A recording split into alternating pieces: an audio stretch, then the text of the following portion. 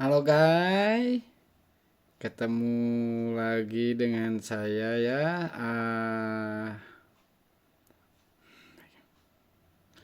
Hari ini saya akan ngebahas tentang chargeran untuk Tamiya, yang dimana nggak harus mahal juga ya. Banyak yang di bawah 600.000 juga buat bisa ngolah baterai. Dan setahu saya ada pemain pro, dia udah legend. Mungkin itu saya belum lahir juga ya, dia udah main Tamiya. Saya ini umur udah 40, dia pemain legend mungkin di atas 50 sampai 60, dia menggunakan charger yang gak mahal. Saya juga aneh kenapa pakai charger yang itu. Ternyata saya ngulikin ada kelebihannya. Saya ini banyak berbagai macam chargeran dicoba, mulai dari SkyRC, NC berapa, Nightcore, Litokala, Redibet, ISDT. Ini ada Powerrack juga ya. Powerrack juga saya. Ini yang ada di break in. SkyRC sama Litokala buat ngolah baterai itu oke lah. Oke, saya akan kembali di sini ya dengan berbagai tipe. Jadi menurut saya casan bagus itu nggak harus mahal. Yang penting kita rutinitas merawat baterai. Kayak saya kan ini banyak itu kita olah lagi ya dengan mode refresh. Ini buat anak-anak sini main ya, anggota BCDC, cas sekali refresh gitu. Jadi kawan-kawan, casan itu penting ya. Menurut saya casan yang baik itu jangan dengan mode cepat kalau ngecas pas balap, terkecuali kita kepepet karena dikejar waktu ya, boleh itu mungkin. Pemain legend yang saya sebutkan tadi, dia menggunakan casan ini doang, Nightcore. Dia mode lambat di sininya juga.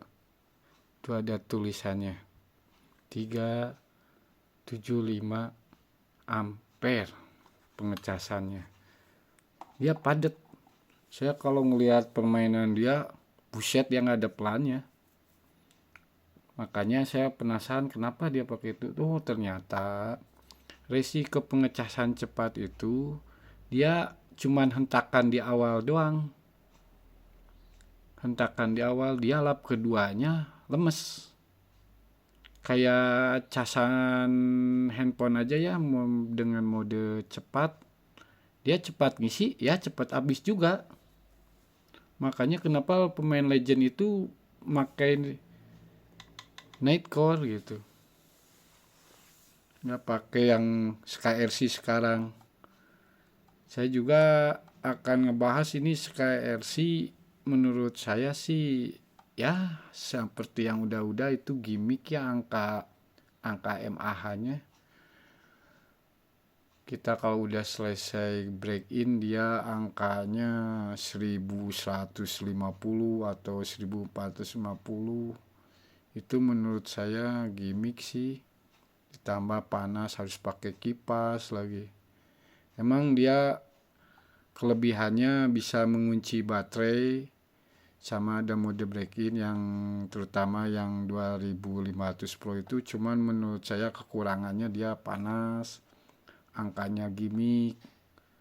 Saya kalau ngolah pakai Powerrack itu udah terbaik. Powerrack karena angkanya real. Dia Kalau baterai baru itu maksimal 1050 lah, karena 10% dari 950 kan kita tinggal nambah 90, itu udah paling bagusnya ya. Makanya solusi yang terbaik itu ya, yang murah, yang bagus, casan buat main ini bagus ini. Dengan harga 250 ribuan, angka real seperti aslinya ya, hampir kayak Powerade. Itu selisihnya nggak tahu itu Powerade yang jelek ataupun Litokala yang jelek. Saya nggak tahu karena selisihnya tipis-tipis dikit, cuman selisih 10 mAh. Misalkan tuh, ini kan saya ada tulisan ya baterai, itu buat ngeliat angkanya. Ini saya lagi ngetes, ini baru ya yang ISDT ini. Mau ngelihat real kapasitasnya, ini ya real tidak dengan sama kayak Litokala sama Powerade. Buat ngelihat kapasitasnya. Ini unik ini tahu sendiri ya. Cara ngecas sama apa dia oke lah gitu. Tuh. Tahu sendiri ini. Kita Nightcore yang pemain pro juga dia cuman ngecas doang ya, cuman dia baterai padat karena pengecasan lambat. Justru pemain pro kenapa dia suka Nightcore, dia pengecasan lebih senang yang lambat ya. Tuh dia cuman ngecas aja ya, cuman ngecas aja, cuman dia padat. Dia pemain legend itu mungkin ngecasnya di Powerade ya, karena saya yakin itu pasti di Powerade, karena menurut saya itu detailnya itu angkanya bukan gimmick, angkanya real sama kayak kapasitas baterainya gitu, nggak terlalu jauh ya. Oke, ini Litokala ini bisa untuk merawat baterai. Ini dengan harga 250-an, ini menurut saya worth it. Karena dia ada mode refresh ya. Tuh.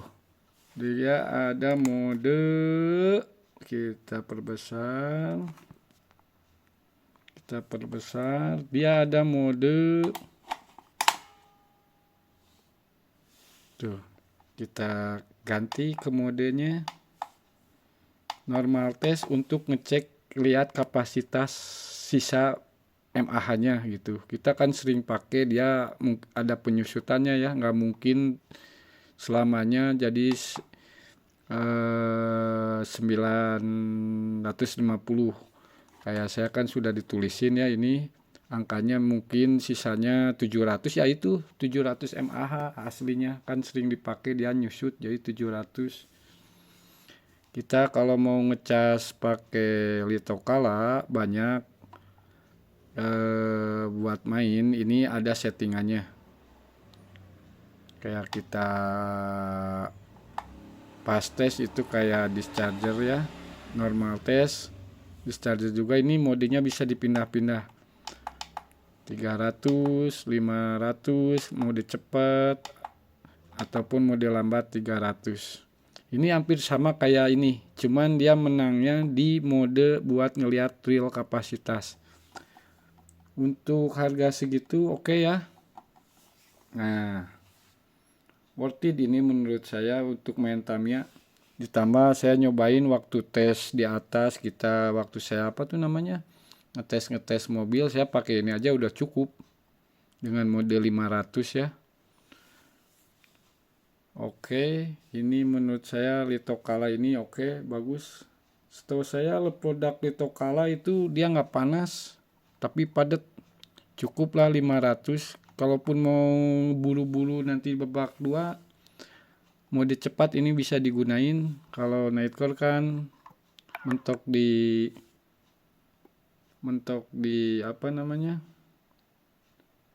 mentok di casannya, nggak bisa mode cepat. Nah ini kawan-kawan, satu lagi ya Litokala yang bisa ada mode break in. Dia bukan bahasanya break in tapi repair, mode repair. Ini unik ini menurut saya, dengan casan segitu udah ada mode break in-nya. Saya juga aneh. Dia bukan tulisannya mode break in tapi repair. Dia touchscreen ya. Touchscreen. Touchscreen kita modenya pindahin. Tekan lama dia akan berubah. Discharger. Tes kayak lihat refresh atau kapasitas baterai. Dan dia repair. Tuh, dia ada mode otomatis juga sama. Ini kalau proses repair bisa nyampe 1 hari lebih ya. 1 hari lebih tergantung kecepatan yang dipakai. Tapi kalau menurut saya untuk ngolah baterai itu pakai mode yang lambat. Tuh, 500 sama 250. Tuh dia autonya 250 udah oke lah kayak refresh baterai. Ini menurut saya padat juga. Menurut saya ini apa tuh namanya, slot touchscreen untuk harga 550 sampai 600 ini worth it juga ya. Selain bisa ngolah baterai dengan mode break in, dia bisa ngelihat ngolah baterai aja intinya. Ini bagus juga ini. Nah ini kalau saya kan yang gede, ini yang gede nih, yang besar ini dia bagus banyak, cuman kekurangannya tidak ada angkanya. ISDT lagi di compare sama saya karena saya seneng kecil, dia banyak, dia ada settingan break in juga, ada break in ini lagi ngelihat analisa baterai ya. Kita tinggal tekan lama, terus menunya setting, terus setting ini saya di 0,3, mode lambat juga. Ini oke. Tes, nanti besok saya akan ngolah baterai dengan ini ya, ngelihat real kapasitas dan kepadatannya ya. Oke, itu saya ada discharger yang zero itu ya, zero ini ya, tuh untuk ngolah baterai biar dia ngebut. Kita pindahin sampai zero, tuh kosong sampai kuras, itu ngebuang sisa-sisa sel baterai pabrikan ya. Ini bagus ini, jadi zero ya, cut off nya kosong, lalu kita start. Oke. Kemarin saya pakai itu nyoba, hasil lumayan mantep. Mobil meskipun voltase nggak tinggi dia padat, dengan cara saya menggunakan charger yang murah. Jadi ya teman-teman, charger itu nggak harus mahal-mahal, karena yang terpenting itu kita tahu fungsi kenapa pabrikan dia memakai rendah, dia agar tidak overheat, yang mengakibatkan kalau panas berlebih ini baterai jadi jelek. Makanya harus pakai kipas. Ini SKRC wajib itu pakai kipas, karena mode 1000 itu panasnya banget. Beda sama yang Litokala, dia nggak terlalu, karena ada proteksinya ya. Ini udah berapa biji anak-anak sini beli ini, errornya panas rusak ke dalam gara-gara telat dipanasin ya. Hampir ada 5 orang yang pada rusak. Terus servis, udah akhirnya udah diservis langsung pada beli kipas. Jadi teman-teman, chargeran itu nggak harus dengan mode cepat, mode lambat juga menurut saya recommended mode lambat juga ya. Karena justru itu pemain legend kenapa dia pakai Nightcore juga, karena dia ngejar mode lambatnya. Cuman kalau menurut saya dia mode lambat cuman tidak bisa ngolah baterai. Kayak kita ngelihat kapasitasnya itu doang, ini kekurangannya. Kapasitas kita kan tahu sendiri, pakai nggak tahu sisanya berapa itu si baterainya ya. Ini dua ini di Tokala udah oke lah menurut saya. Saya juga nanti di toko udah mulai nyetok ya, nanti mungkin ada yang beli ke sini, saya mau rekomendasiin Litau Kala ini. Saya charger udah nyoba sana sini, yang nyari yang kapasitas waktu kita replace dia sama kayak Powerrack. Untuk saat ini Powerrack menurut saya itu masih di atas 1 jutaan dan yang paling worth it. Dia semua fitur benar-benar real menurut saya. Saya juga lagi nyari yang Powerrack buat tambahan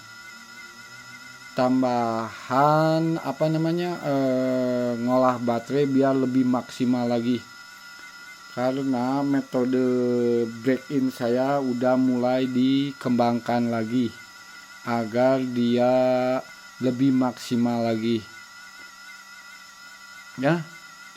Jadi menurut saya voltase tinggi itu tidak menjamin Tamiya kenceng.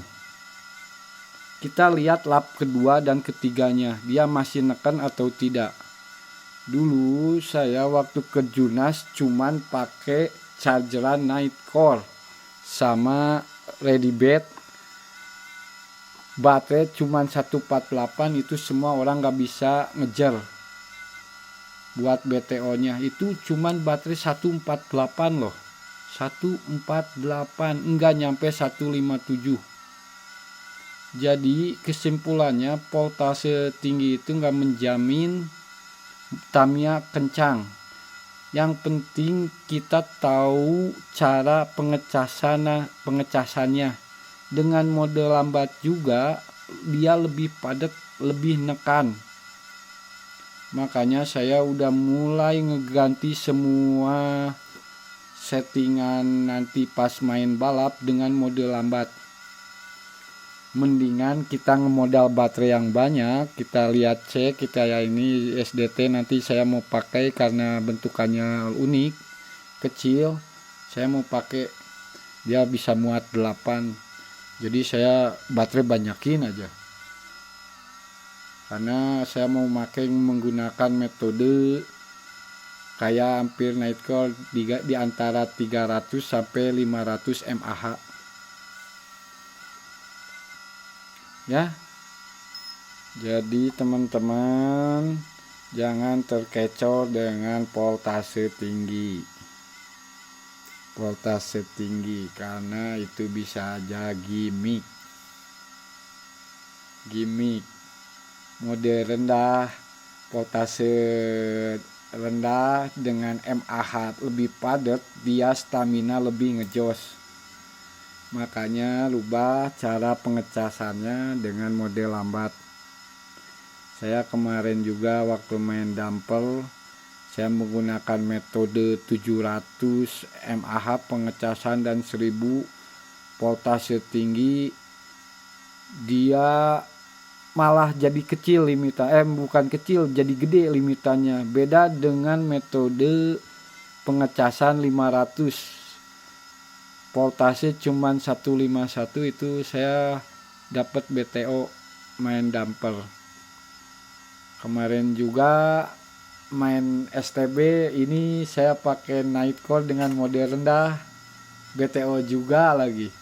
Beda sama teman-teman yang menggunakan SKRC metode 1000 atau 2000, jauh ke BTO-nya juga. Voltase gede gimmick. Kita harus paham cara pengecasannya gitu ya. Jangan sampai tertipu voltase tinggi, baterai tidak ngejos. Ya. Jadi teman-teman, untuk nyari casan dengan harga low budget tapi kualitas oke, bisa ngolah baterai, rekomendasi saya Litokala ini bisa jadi referensi. Dengan harga 500 sampai 600 ribu ini worth it. Ini juga sama bagus, cuman dia tidak ada mode repair, hanya sebatas repair saja. Ini udah worth it menurut saya. Cuman agak habis pakai metode tadi aja yang saya sebutkan ya. Dengan mode normal test pakai settingan terendah, itu baterai nanti kalau pas balap dijamin insya Allah ngejos ya. Oke guys, ini saya review berdasarkan riset semua, asli tidaknya kapasitas baterai berdasarkan casan ya. Semoga jadi gambaran buat Agan mencari casan yang terbaik ya. Oke, sekian dan terima kasih. Salam gaspol ABCDC ya.